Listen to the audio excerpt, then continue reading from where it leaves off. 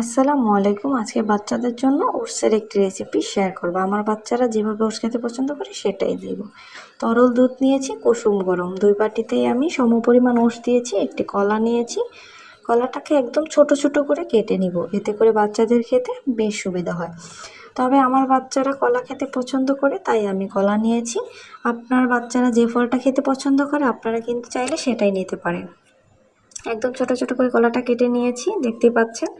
এই খাবারটাও কিন্তু বড়রাও খেতে পারে, সকালের নাস্তা কিংবা সন্ধ্যার নাস্তা হিসেবেও দিতে পারেন।